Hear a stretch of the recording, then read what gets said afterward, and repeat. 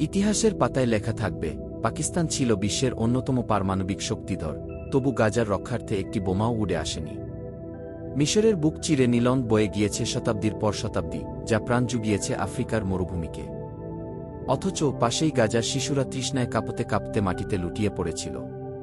Saudi আরব আমিরাত ছিল তেলের সাগরে ভেসে থাকা বিলাসী সাম্রাজ্য, কিন্তু গাজার অ্যাম্বুলেন্সগুলো পেট্রোল না পেয়ে রাস্তায় দাঁড়িয়েছিল নিঃশব্দে, নিরুপায়। নীরবতা যেন তাদের একমাত্র আর্তনাদ। সর্বোচ্চ আশা প্রত্যাশার অসংখ্য চোখ তাকিয়েছিল তুরস্কের দিকে। নেতৃত্বের স্বপ্নে বিভোর, উম্মাহর দাবি করা মুখপাত্র। তবু গাজার জন্য তারা কিছুই করল না।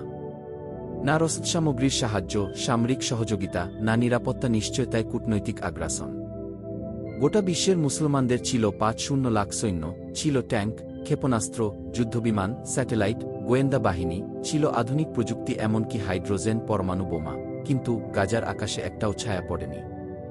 গাজার দিকে কেউ হাঁটেনি। সবকিছু থাকবে ইতিহাসে।